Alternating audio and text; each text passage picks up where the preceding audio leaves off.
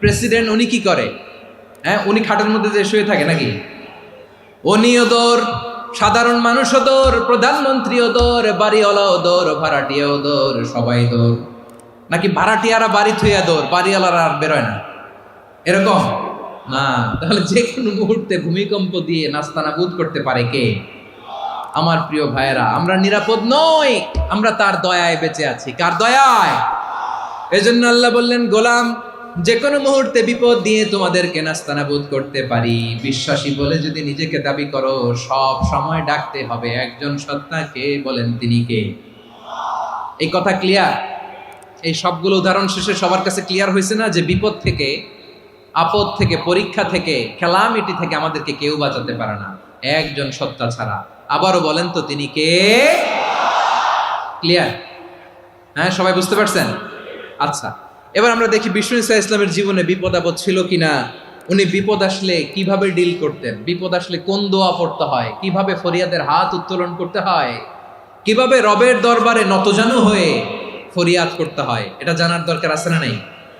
আসুন আমরা বিষ্ণুনবীর জীবনী থেকে দেখি বিপদ আসলে উনি কি করতেন। বিপদ আসলেই প্রথমে বিষ্ণুনবী সাল্লাল্লাহু আলাইহি ওয়াসাল্লাম একটা দোয়া পড়তেন। কি পড়তেন? তিনি পড়তেন, ইন্না লিল্লাহি ওয়া ইন্না ইলাইহি রাজিউন। নিশ্চয় আমরা আল্লাহর জন্য, নিশ্চয় আমরা কার দিকে ফিরবো ভাই? আবার কার দিকে ফিরবো? আওয়াজ করে বলুন তো, আমরা এসেছি কার কাছ থেকে, আবারও ফিরে যাব কার কাছে? এজন্য বিষ্ণুই পড়ছেন, ইন্না লিল্লাহি ওয়া ইন্না ইলাইহি রাজিউন। নিশ্চয় আল্লাহর জন্য, ওই আল্লাহর দিকেই আমরা ফিরে যাব। তারপরে বিষ্ণুই পড়তেন, আল্লাহুম্মা আজুরনি ফি মুসিবাতি ওয়াখলুফ লি খায়রাম মিনহা। একসাথে প্রথমে পড়তেন ইন্না লিল্লাহি ওয়া ইন্না ইলাইহি রাজিউন, তারপর পড়তেন আল্লাহুম্মা আজুরনি ফি মুসিবাতি ওয়াখলুফ লি খায়রাম মিনহা। মানে আল্লাহ, এই যে আমি বিপদে ধৈর্য ধারণ করলাম, এটার সব তুমি আমারে দাও, আর যেটা হারালাম এর চেয়ে ভালো কিছু দিয়ে মেকআপ করে দিও, ভালো কিছু দিয়ে বদল করে দিও। সুবহানাল্লাহ পড়েন। তাহলে বিপদ আসলে আমরা কি পড়ব? কথা বলেন। এই যে আমি শুয়েছিলাম, নাশিদ গাচ্ছিল ওরা, এদেশে পরস্পরে দেখা হলে দেয় সালাম, এদেশে আমজনতার হৃদয় জুড়ে পাকালাম, এদেশে বিপদ এলে সর্বজনে সর্বক্ষণে দোয়া পড়ে ইন্না লিল্লাহ। কি পড়ে? সুবহানাল্লাহ সুবহানাল্লাহ সুবহানাল্লাহ সুবহানাল্লাহ। এদেশে আজান শুনে সূর্য ওঠে শহর গ্রামে, এদেশে আজান শুনে সূর্য ডুবে সন্ধ্যা নামে, এদেশে সকল কাজে সবাই বলে বিসমিল্লাহ, এদেশে ভালো কিছু দেখে শুনে হাসি মুখে সবাই বলে মাশা আল্লাহ। সুবহানাল্লাহ পড়েন। তাহলে বিপদ এলে আমরা কি পড়ি? কথা বুঝলে সবাই উত্তর দিতে হবে, বিপদ এলে কি পড়ি? তাহলে বিপদ এলেই আমরা এখন থেকে ইন্না লিল্লাহ পড়বো, নাকি হাই হুতাশ করবেন? একদল আছে হাই হুতাশ করে, হায় আল্লাহ রে, মোর কি হইল রে, মই কি হর মুরে, মই কমবে জামুরে। আছে না নাই? এরকম বিলাপ করতে নিষেধ করেছেন বিশ্বনবী। কি করব, কই যাব, কি হবে, হায় হায়, এরকম হাহুতাশ আছে না নাই? বিশ্বাসীরা হাহুতাশ করে না, তারা ইন্না লিল্লাহ পড়ে। কি পড়ে? মনে থাকবে? আমরা পড়বো ইন্না লিল্লাহি ওয়া ইন্না ইলাইহি রাজিউন। নিশ্চয়ই আমরা আল্লাহর জন্য, আমরা আল্লাহর দিকেই ফিরে যাব। এরপর পড়বো আল্লাহুম্মা আজুরনি ফি মুসিবাতি ওয়াখলুফ লি খায়রাম মিনহা। আল্লাহ, আমি যে বিপদে ধৈর্য ধারণ করলাম এটার সওয়াব দিও, আর যা হারালাম তার চেয়ে ভালো কিছু দিয়ে বদল করে দিও। সুবহানাল্লাহ পড়েন। বিশ্বনবীর হাদিস শুনলেন উম্মে সালামা রাদিয়াল্লাহু তাআলা আনহা। ওনার স্বামী হলো আবু সালামা। মজার ঘটনা খেয়াল করে শুনেন আমার প্রিয় কলিজার টুকরা ভাইয়েরা। কানগুলো খরগোশের কানের মতো খাড়া করে আমার দিকে তাকান। সাইয়্যিদাতুনা উম্মে সালামা রাদিয়াল্লাহু তাআলা আনহা, ওনার স্বামীর নাম আবু সালামা। শ্রেষ্ঠ দম্পতি, শ্রেষ্ঠ ফ্যামিলি। প্রথমে হিজরত করেছিলেন হাবাসায়, পরে হিজরত করেছেন মদিনায়। উহুদ যুদ্ধের পরে ওনার স্বামী আবু সালামা ইন্তেকাল করলো, শহীদ হলো। সুবহানাল্লাহ পড়েন। যখন আবু সালামা ইন্তেকাল করলো, উম্মে সালামা রাদিয়াল্লাহু তাআলা আনহা কেঁদে কেঁদে হয়রান। আর নবীর শিখানো বাণী অনুযায়ী তিনি বারবার পড়ছিলেন ইন্না লিল্লাহ। কি পড়ছিলেন?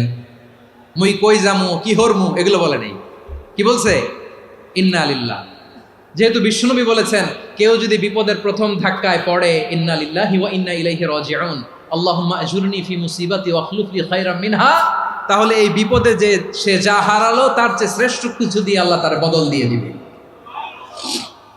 এই হাদিস শুনে উম্মে সালামা রাদিয়াল্লাহু তাআলা আনহা ওনার প্রাণ প্রিয় স্বামী আবু সালামার ইন্তেকালের পরে চোখের পানি ছাড়ে আর পড়ে ইন্না লিল্লাহি ওয়া ইন্না ইলাইহি রাজিউন, আল্লাহুম্মা আজুরনি ফি মুসিবাতি ওয়া আখলুফনি খায়রাম মিনহা।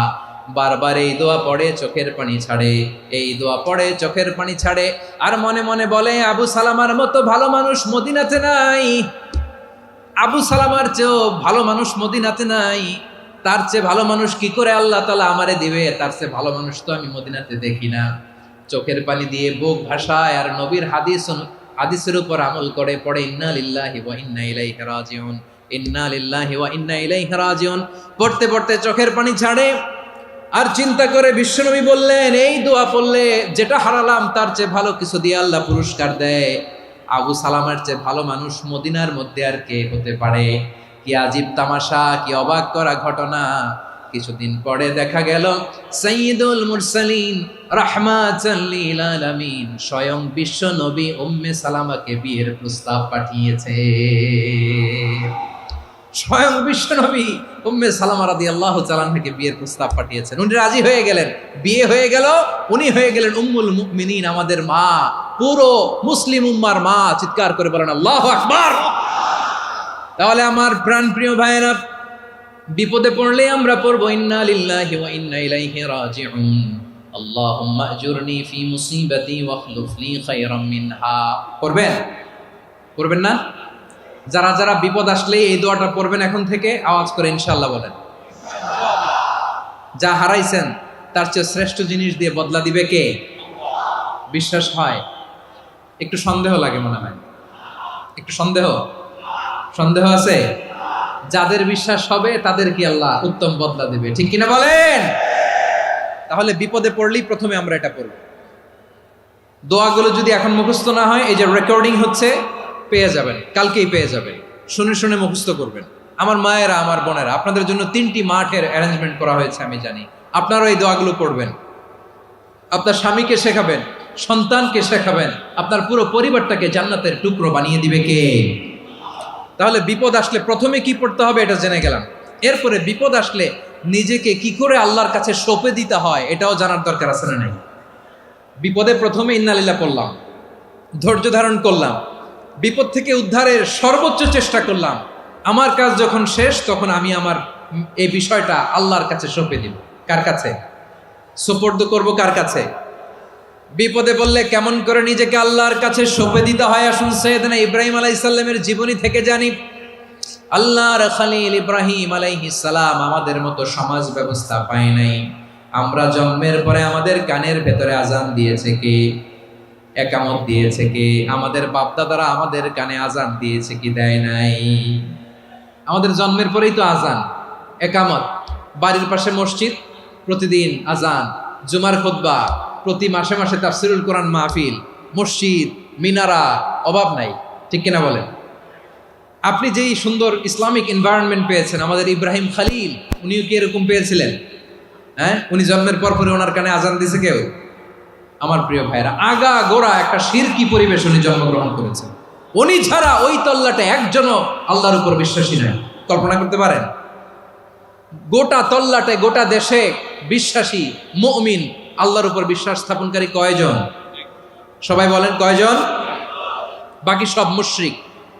বাকি সব মুশরিক নিজের সাথে নিজে শক্ত বোঝাপড়া করে, অ্যানালজি করে, সেলফ কনভারসেশন করে উনি মহা সত্যের সন্ধান পেয়েছেন। উনি আকাশের তারা দেখে ভাবে মনে হয় এটাই আমার খোদা, ওরা দেখে তারা নাই, মনে মনে বলে না তাইলে এটা না।